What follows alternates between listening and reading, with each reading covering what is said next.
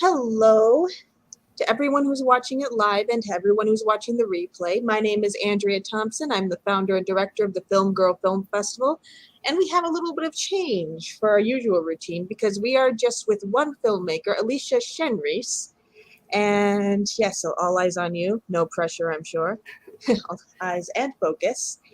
And can you introduce yourself and tell us the name of your short film that's screening in the fest and just a brief synopsis? Yes, hi, my name's Alicia Shinreese, and I'm the director of The Labyrinth System, which the film is about a deaf girl who gets attacked, and the detectives trying to get a description of her attacker without being able to speak to her or sign or anything.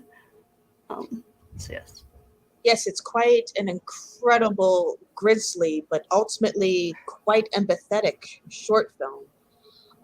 I guess my first question, of course, is although we've seen this story's classic, the girl being attacked, and surviving and shortly after attack, but she's quite different in that it's, deaf, and because of the way she's been attacked, she cannot sign or write. So, how did you come up with this particular scenario?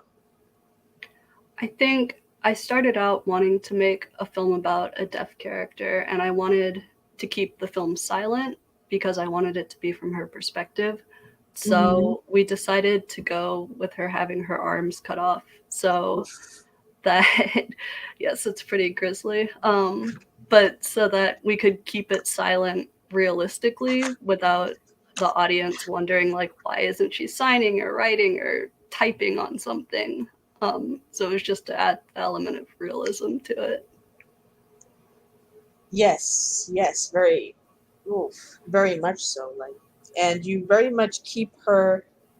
She is very much a character um, in this story, and not just the victim. Even if we refer to her as that.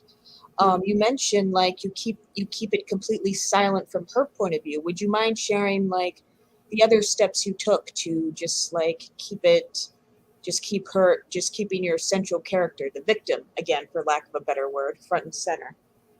So one of the biggest things that we tried to do was the man who attacked her, we never actually show his face until the very end of the film. And Hmm. I feel like in mainstream media, in situations like this, it tends to focus on the man a lot more than the victim a lot of times. Oh And yes, so it generally was the tortured, tragic soul.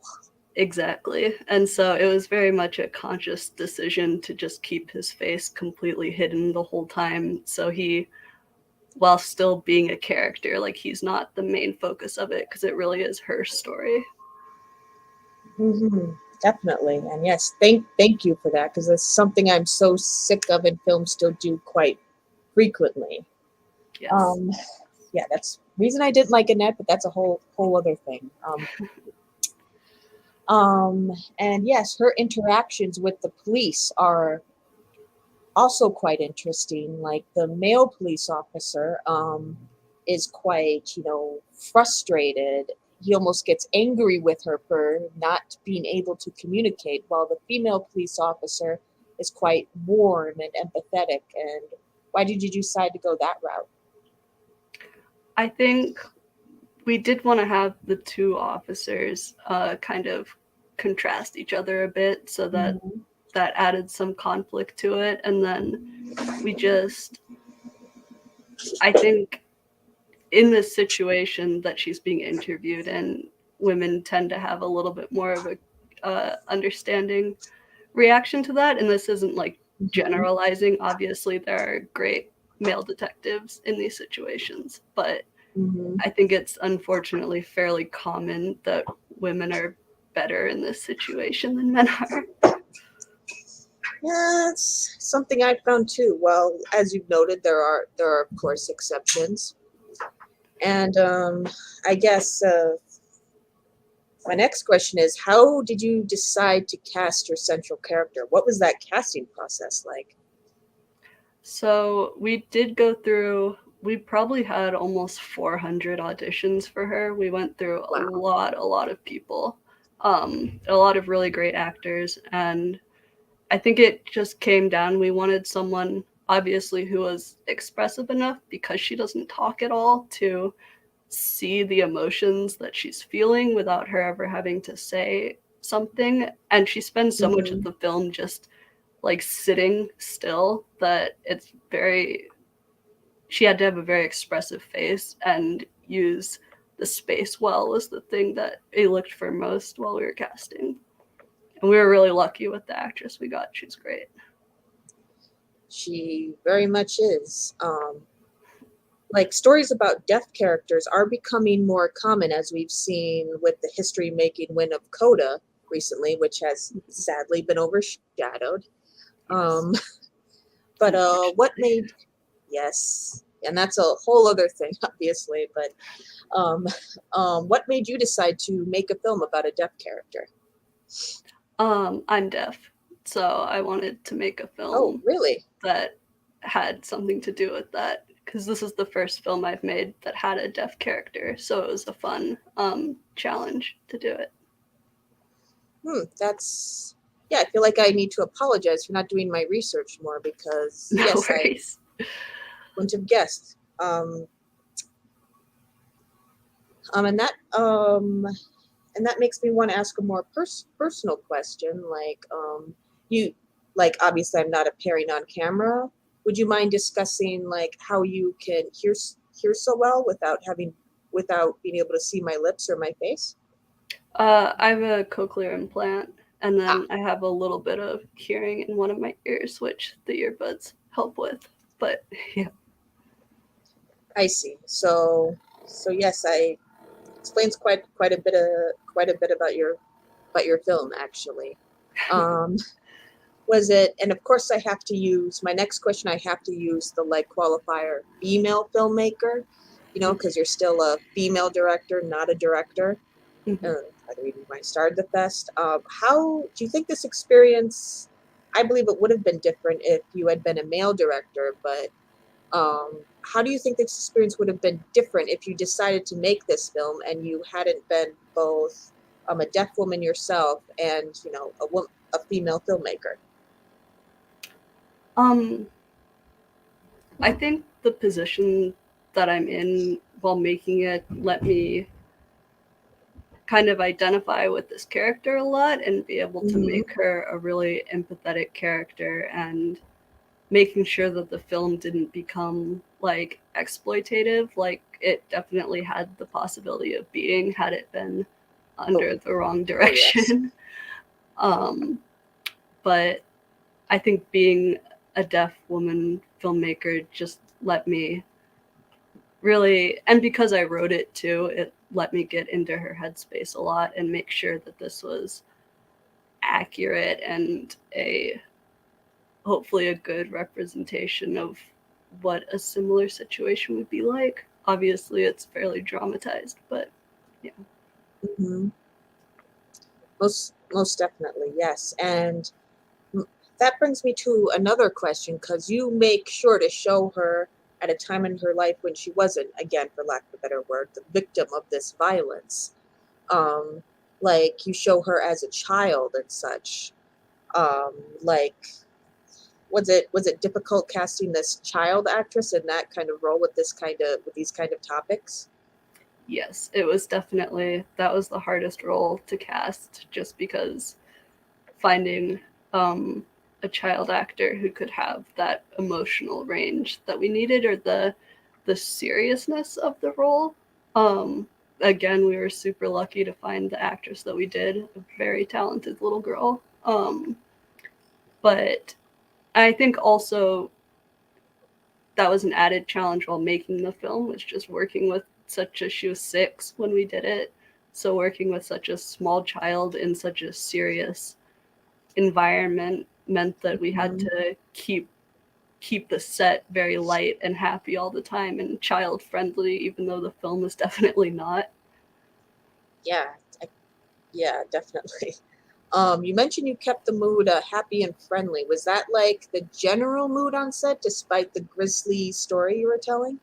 Yes, it's probably one of the most fun sets I've been on. Everyone just Wow. got along really well, very happy. And we have all the, right before you call action, everyone's laughing and joking, and then just serious as soon as you call action.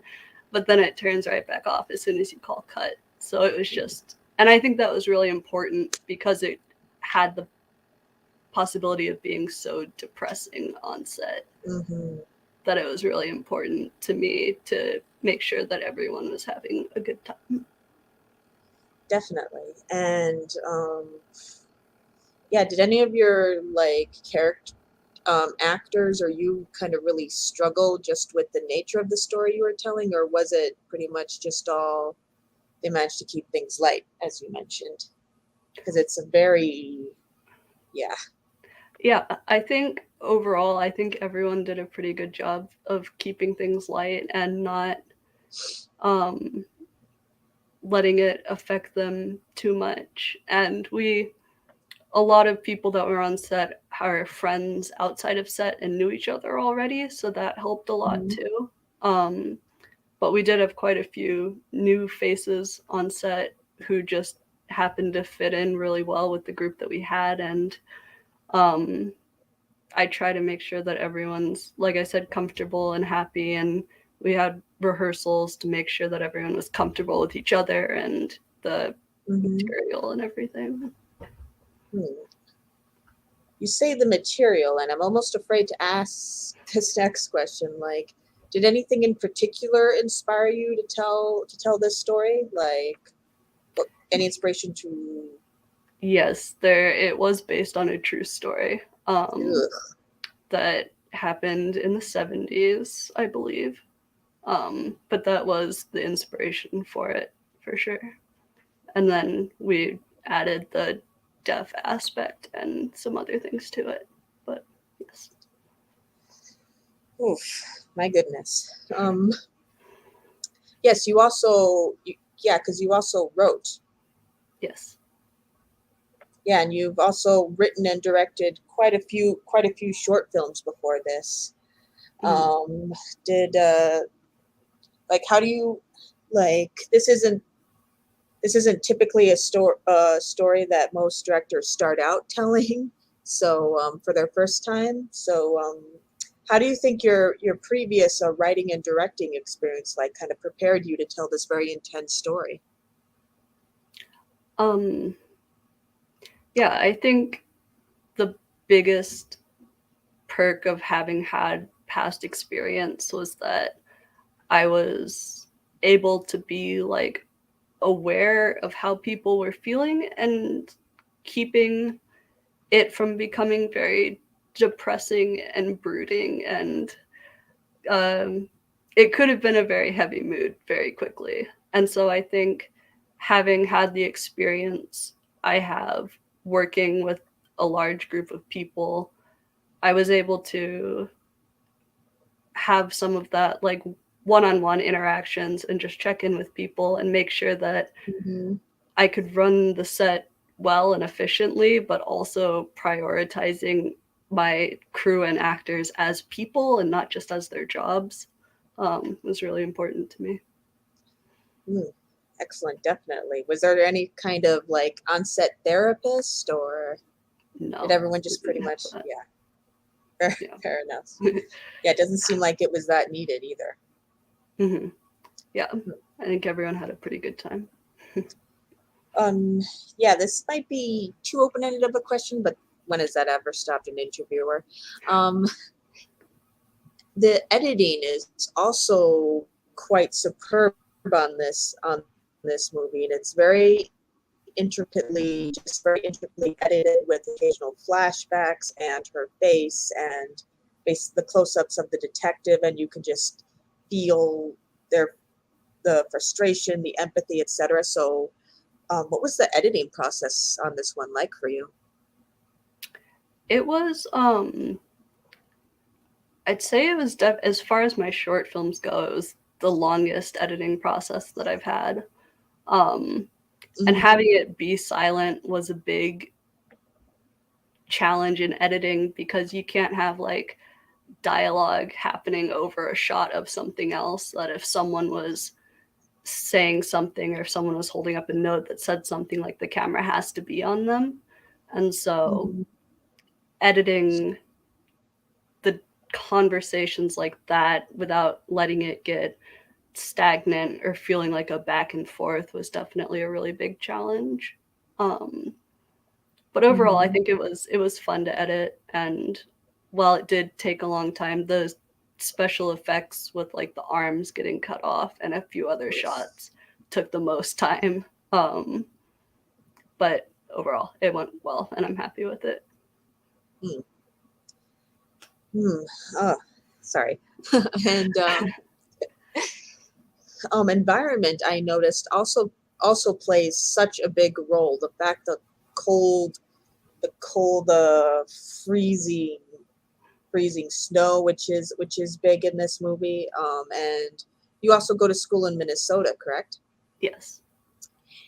Yes. So where did you film this, and how do you think that influenced the kind of story you were telling? So all of the exterior scenes we shot in Osceola, Wisconsin. We shot at a cabin out in the woods for 2 days, and it was absolutely miserable as far as the weather goes.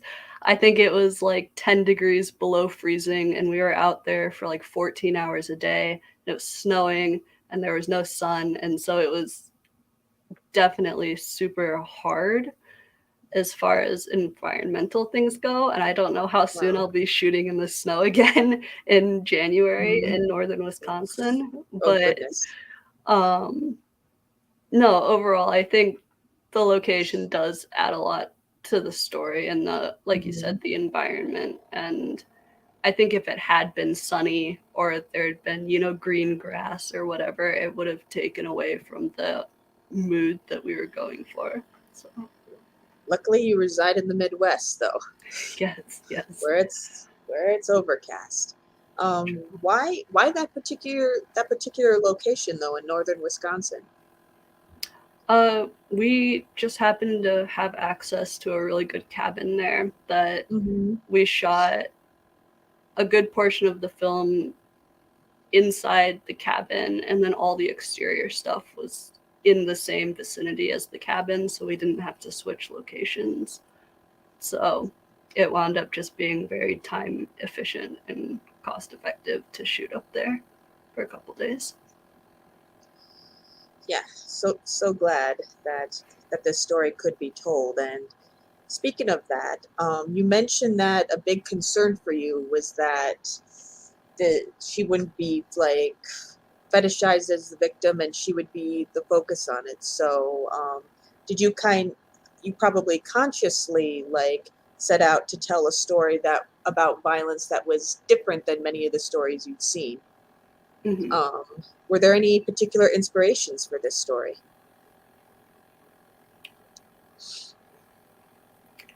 I don't know. I think there are definitely inspirations for what I didn't want to do. But I'm not sure if I had a specific inspiration as far as like something that I was trying to emulate.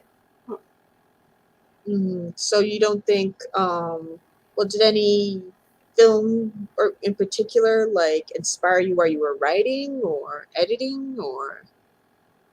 Yeah, because your film is very much not defined by what it's not trying to be. So there's a very good short film that's a similar interview style that I did